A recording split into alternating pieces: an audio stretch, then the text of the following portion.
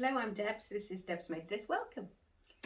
Today I have for you my July make. So I have 5 things, a refashion and an accessory to share today.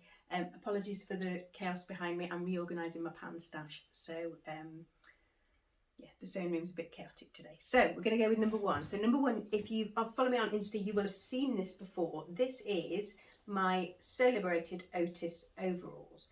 I will insert some footage while I'm speaking, but I made these in July to go to Peru. They're made from a vintage duvet cover that belonged to my auntie who died recently. I was supposed to be doing upholstery while I was there, so it just kind of made me smile to have some dungarees that made me look a bit like a sofa. I have made lots of sew liberated patterns before. They have really nice finishing, and this is no exception. There's lots of flat felt seams.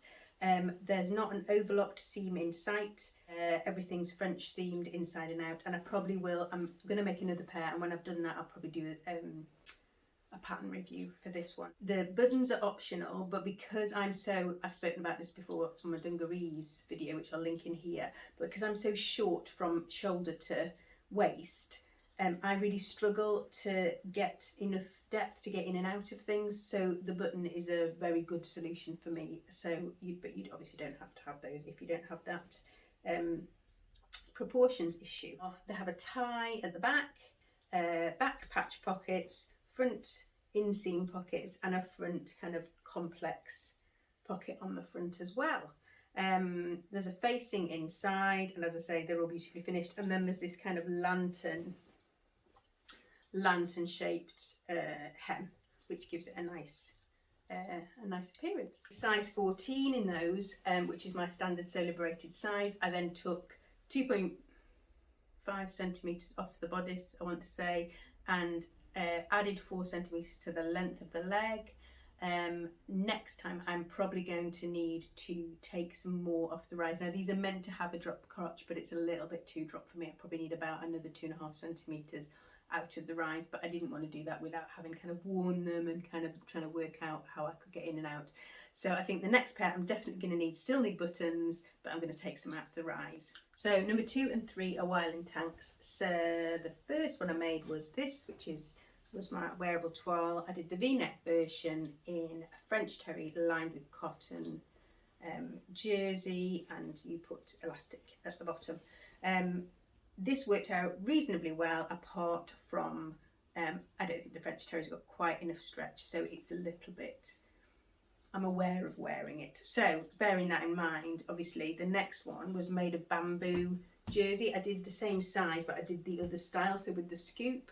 I didn't mean to do the scoop, I meant to do a V again, but never mind. I've subsequently made another one with the V. But anyway, this is the one with the scoop.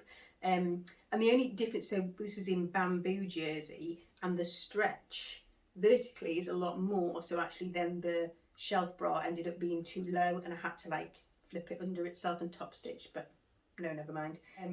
That's kind of an adjustment you can make after the fact. I really like how this is finished. You do a burrito like to the side to get a clean finish on the side seams, so it means it looks and it feels really comfortable, especially in that bamboo. And I've worn these loads underneath my Burnside bibs, which I made this month.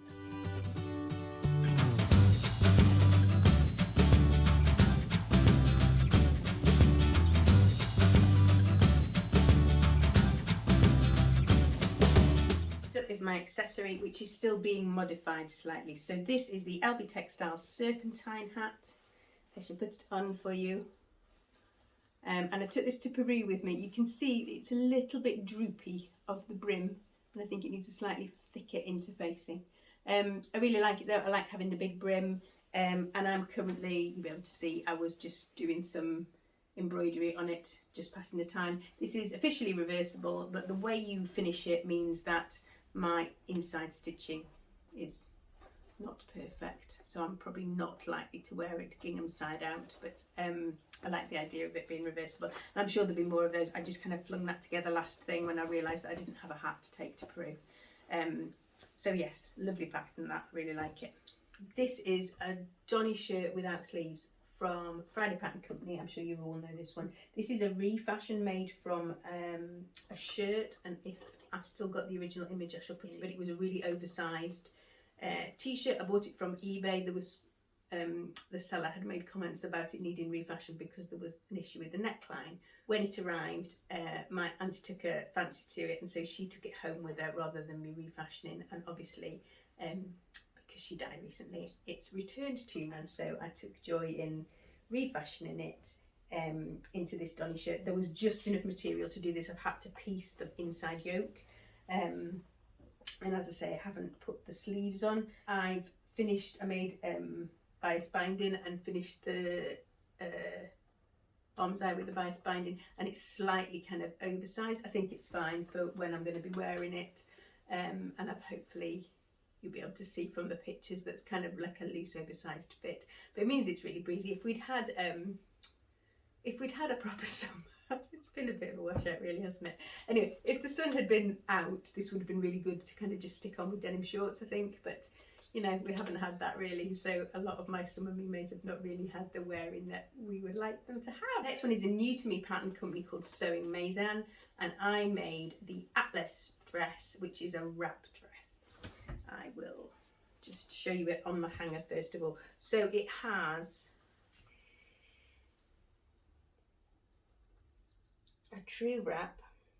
I have added a press stud up to the centre front just to give it more support, and then it has a tie across. It has long sleeves that have buttons on them and a proper collar. This is made in viscose twill from Fabworks Mill, and I shall insert some images of me wearing this. I wore this to deliver a eulogy at my auntie's funeral, and it was just the job actually. I felt elegant, put together, but I know if I stuck this on with a pair of flip-flops or sandals that I could wear it kind of mooching about as well. So yeah, really like this. I made lots of adjustments to this though. Added 4 centimeters to the sleeves, which is not unusual for me. I have like properly really long arms. I added 5 centimeters to the skirt as well because a lot of the pictures were very, very short. I twirled the bodice of this and then just kind of had a see where the skirt was going to fall and reckoned I needed a couple of inches added on to the length of it. Took 4 centimeters off the bodice. It's not unusual for me to take 2.5 centimeters off a bodice, as I've mentioned before, but this one needed a lot more taken out. And then when I'd finished sewing it, I ended up, it was kind of really falling off my shoulders and looked a bit too sloppy for me. I mean, it's meant to look oversized, but it looked very oversized. So I took 2 more centimeters off the shoulder seam at that point and put the sleeve back in again. And I was pleased with how that looked. It still kind of looks kind of relaxed, but not too kind of, not too unstructured. Final make is the Summervibes dress. Like I said, I'm not going to really talk about this. I made this entirely by hand. I really enjoyed making it. It hasn't had a lot of wear. I haven't worn this as much as I thought I might, probably because it's so distinctive, and because a lot of what I'm doing at the moment is sorting through things and reorganising spaces, and you know, I'm just kind of kicking about. So and walking the dog, so it's not really ideal for that. We will be going on holiday shortly, and I haven't quite decided. We've got really limited space again, and I haven't quite decided if I'm going to take this with me. I might, we'll see. I'll let you know. So I think that's me today. I'm hoping this isn't going to take tons of editing because I haven't got very much time. So I'm sorry if it's been a bit of a lightning speed one. I just knew if I don't do this now it won't happen. You didn't get a June makes one, and the June makes one, some of my June makes were really good. So I might have to try and I might do a summer roundup of my most worn patterns or something like that at the end of the summer. So I hope wherever you are in the world you are finding time to rest and replenish and do some making if that's something that brings you joy. And I shall say bye bye for now, and God bless. Take care.